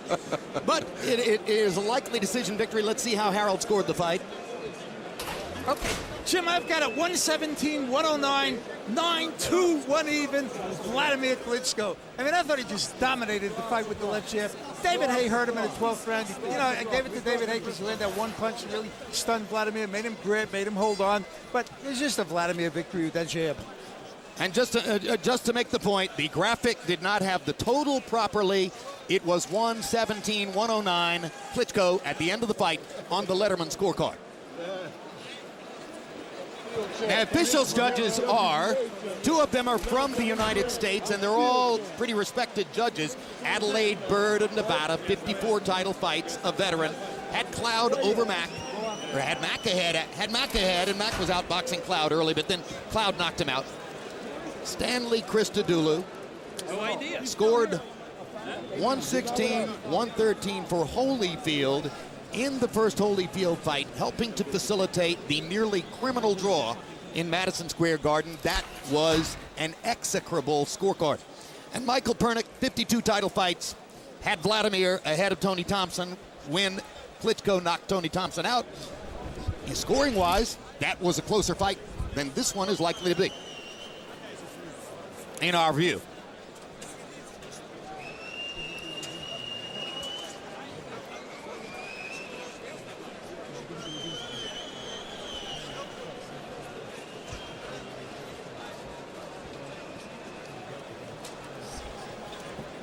And we await the scorecards here in Germany. Michael Buffer is holding paper in his hand and has his microphone.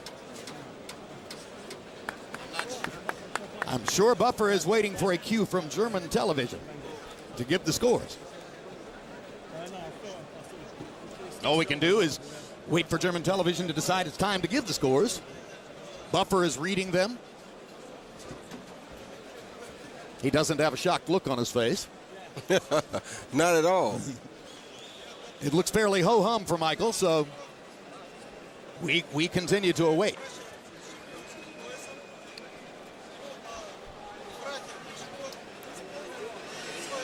Ladies and gentlemen, we go to the judges' scorecards. Adelaide Bird, 117-109. Michael Pernick, 118-108. Stanley Christodoulou, 116-110. All three judges scored it unanimously to the winner. Now the unified world champion, Dr. Steel Hammer, Vladimir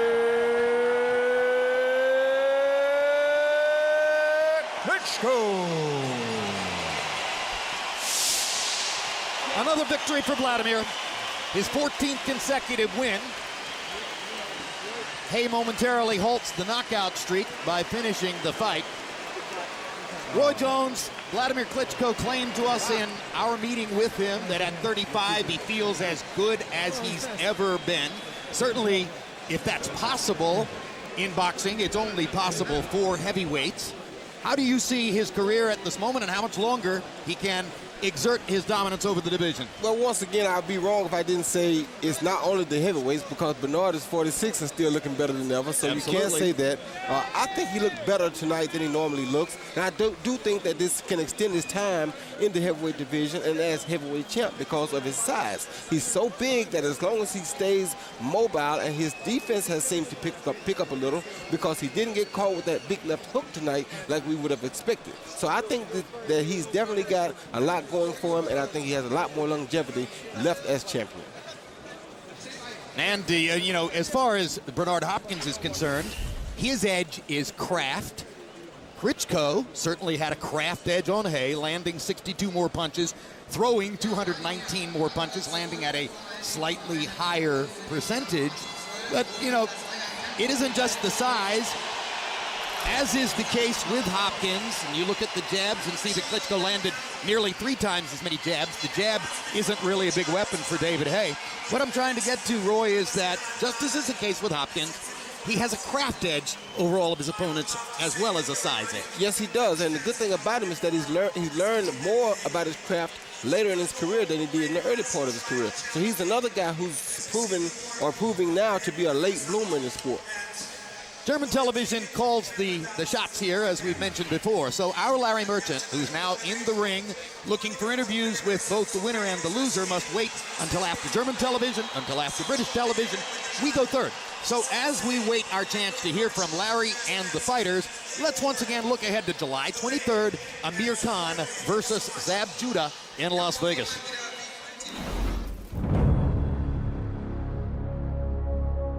The word world champion means a lot to me because when I was 8, when I started boxing, I always wanted to be a world champion.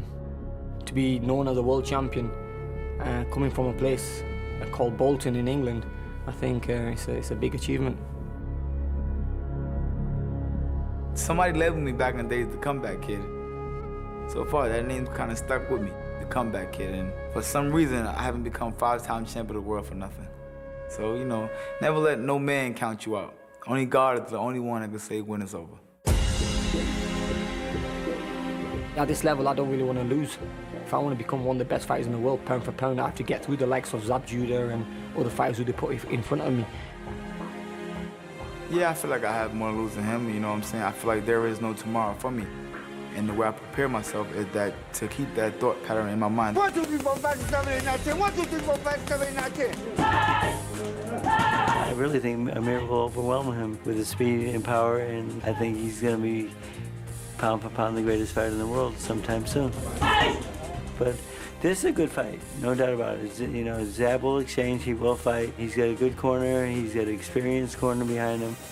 Hey, one thing about it, the best man gonna win this fight.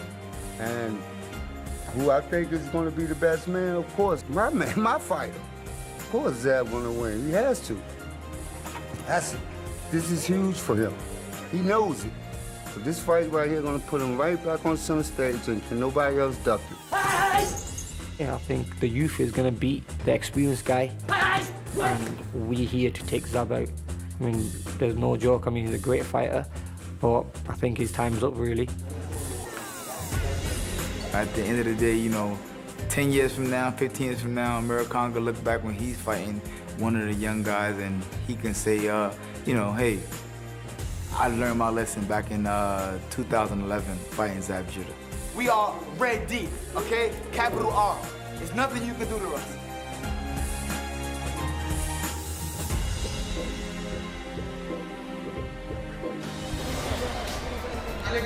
Live on World Championship Boxing Saturday, July 23 from Las Vegas, 10 p.m. Eastern Time. Amir Khan versus Zab Judah. Khan trying to continue his drive toward the top of the 140-pound weight class. Roy Jones, we're still waiting to hear from Larry Merchant and the fighters in the ring. We'll have them eventually. What's your take on Khan versus Judah? It's a high-speed hand race. You know, both fighters have very quick hands. One is a southpaw, one is a tall orthodox fighter. It's a very good fight for both fighters. Whoever wins this fight, I think, will come out and become the leading guy behind the guy that's not in right now for that division. So I think the winner of this fight will be the master of the 140-pound division until Bradley decides to return. Yeah, a lot of people are wondering where Tim Bradley goes after having decided not to fight Amir Khan in this fight, and that raises questions about his confidence level, about his belief that he could have won the fight, but of course Bradley's looking for other business. He wants to fight Manny Pacquiao. Of course, there's much more money on a Manny Pacquiao fight, and for him, a loss to Manny Pacquiao, he still could possibly come back and fight Amir Khan. A loss to Amir Khan is no Pacquiao fight. So I think for Bradley, that was a very smart business move. Speaking of Pacquiao, did you hear that Floyd Mayweather's ready to come back and fight? Yes, I did. I'm so excited, very thrilled to hear that Floyd is ready to get back in the ring. Floyd Mayweather has taken a September 17 pay-per-view date against young Victor Ortiz, who earned the right with his spectacular win over Andre Berto in a Fight of the Year candidate a couple of months ago. Let's take a look at the news conference earlier this week, which touched off the build-up for Mayweather versus Ortiz. It was Tuesday in New York. It's worth noting that Floyd Mayweather was extremely disciplined and civilized at this news conference, did not trash talk, did not insult Ortiz, did not really try to intimidate him in the stare down. And Victor, who's brand new to all this, is enjoying his moment in the sun and hoping he can continue the magic that he showed in Connecticut when he came out and virtually without a jab beat Andre Berto with pure power punching. 24/7 begins. It'll be 4 installments starting Saturday, August 27, 10 o'clock p.m. Eastern and Pacific time, and then Mayweather fights Ortiz. Pay-per-view, HBO, 9 p.m. Eastern, 6 o'clock Pacific on Saturday, September 17th. And we're back in Hamburg, where in the ring, post-fight festivities continue, and German television and British television are getting their interviews with the winner, Vladimir Klitschko, and the loser, David Haye. One factor we haven't talked about in this fight, Roy Jones, Emanuel Steward's record in heavyweight championship fights is now becoming epic, and possibly there's some computation that's necessary here, but possibly the best in the history of the sport. We know that Stewart has only lost twice in heavyweight championship fights. Vladimir Klitschko against Layman Brewster and Lennox Lewis against Hasim Rahman, and both of those losses were avenged. He's got about 30 wins. It's amazing. We'll talk about that a little bit later, Roy, but right now I have to cut us off and head up to Larry Merchant in the ring. Go, Larry. Thank you, Jim. Congratulations, Vladimir. Was that as hard or as easy as you expected? It was very hard to hit this man. He was definitely fast. He didn't give me a lot of opportunities. He was very backed up and super cautious. So I couldn't really land the good shot because also of the speed. And I've been trying to celebrate my 50th knockout tonight. It didn't work, but we're celebrating with my brother that we collect all of the belts in the heavy division. However, it wasn't as spectacular as I was expecting. I've been trying, and by the way, you were showing my so far last fight with Bragimov, I guess. There was 12 rounds, and then I had beautiful knockouts afterwards, and then we're back on HBO with 12 rounds. It's actually kind of funny, but Vladimir, were you almost disappointed that he didn't take more risks and try to hurt you?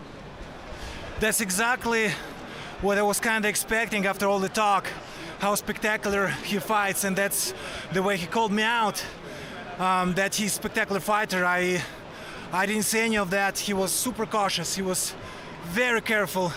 And it was kind of the same situation with Ibragimov.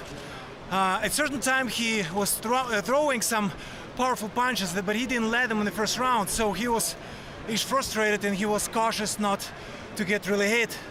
And but I also was in defensive style and way trying to count me, which eventually didn't work.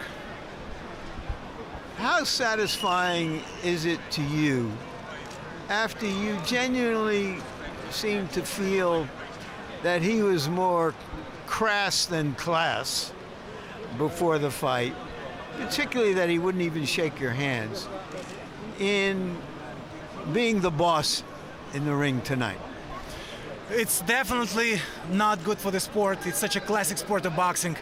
There have been a lot of champions as Joe Louis, Mark Schmeling, Mike Tyson, Lennox Lewis, Larry Holmes.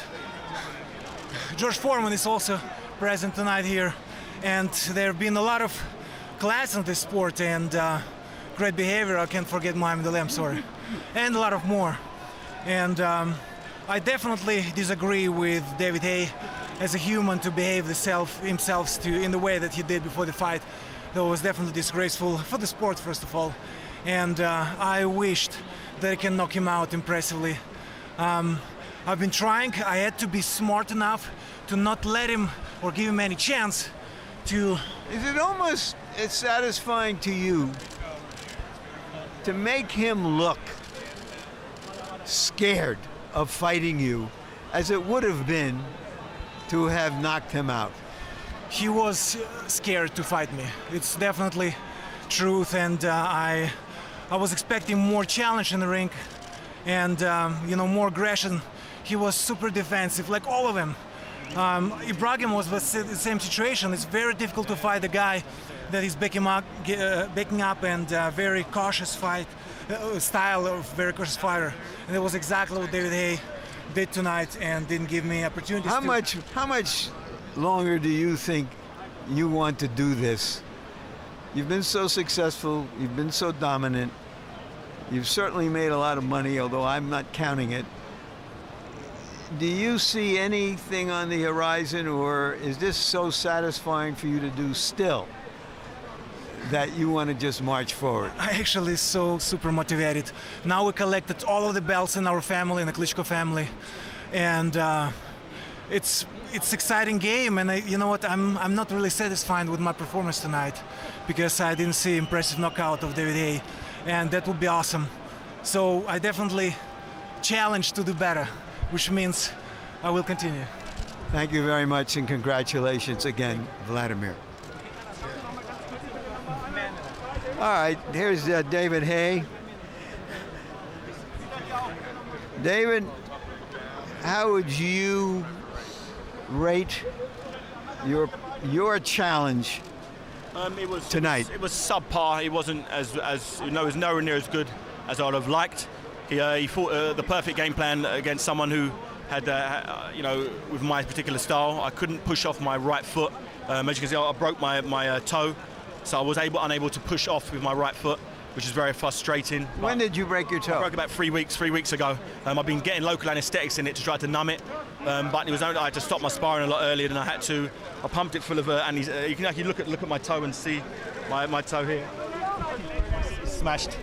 It's broke there. It's one of those things that injuries happen. Well, that's going to be perceived, as you know, David, as an alibi. Yeah.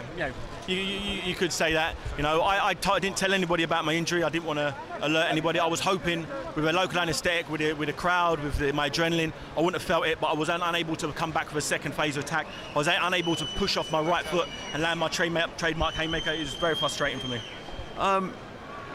Vladimir expressed great satisfaction of dominating you after all of the jabber before the fight, and said he thought you fought him scared.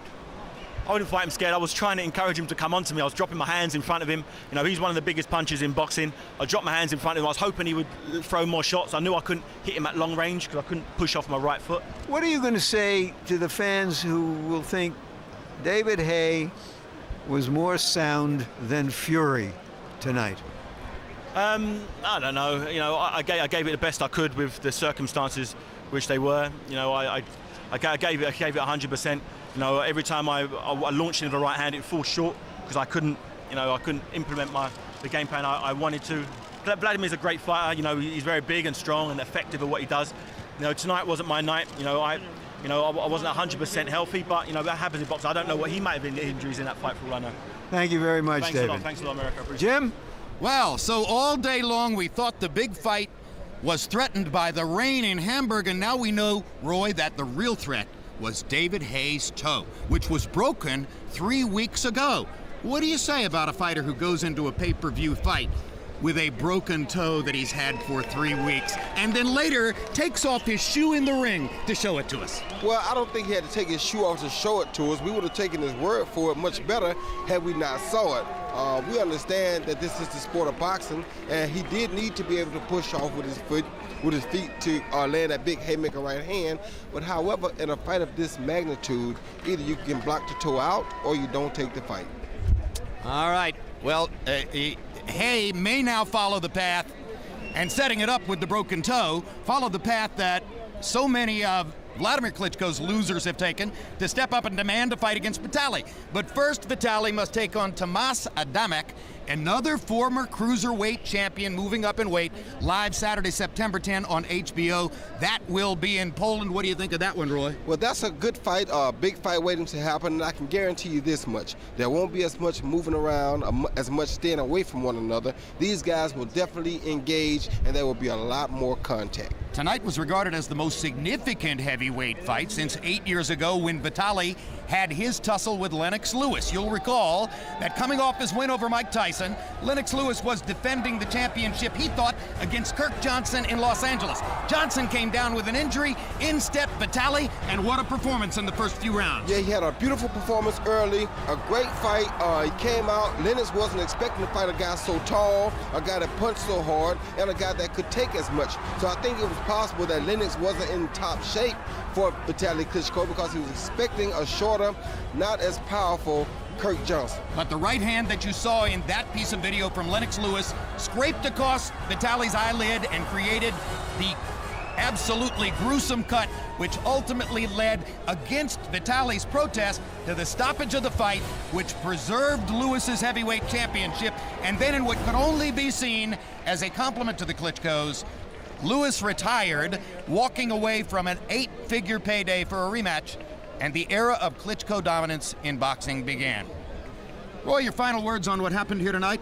Well, my final words tonight were that we're still, which I'm going to make sure I go back home and get on my radar and start looking for an American prospect to become the heavyweight champion. I didn't like what I saw tonight. I'm not really appreciative of the effort given by neither guy tonight, and I think that we can possibly find somebody that we can bring out here and make a better stand for the heavyweight championship of the world. Yeah, that might be more excitement in the division, an American who can talk like Haye and fight better than he did. Larry, your last thoughts tonight? Jim, this is a beautiful city, and the other day I was hiking around the lake and I came across a pile of colored glass and flowers, and there was a little sign on it. And the sign said, "Make change." And I thought, is this an omen? It wasn't, obviously. But there are two words there. Change is good, but you gotta make it happen. And David Haye wanted change without really trying to make it happen. The Klitschkos have dominated the heavyweight division with their cerebral mayhem for a decade, and it doesn't look like there's going to be any change, notwithstanding Roy's hope, in the near future. Yeah, indeed. If you don't like the heavyweight division right now because you feel like either Vladimir or Vitali or both are too big, too crafty, too good for fair competition, You're right. And so far, there is no sign that that era is headed toward an end. So thanks very much for being with us tonight. And before we say goodnight, a quick look at upcoming programming.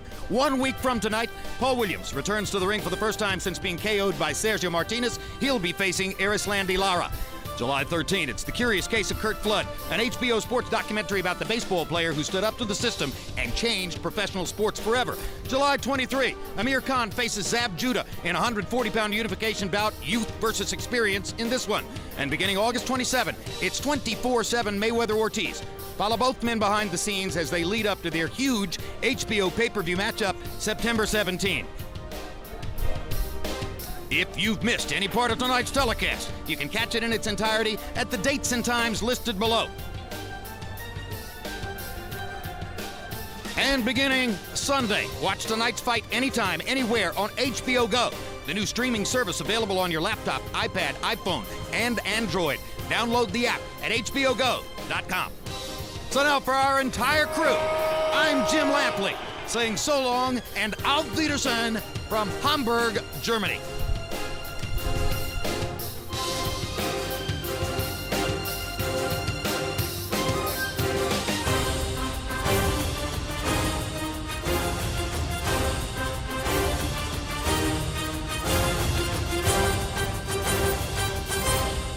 This has been a presentation of HBO Sports.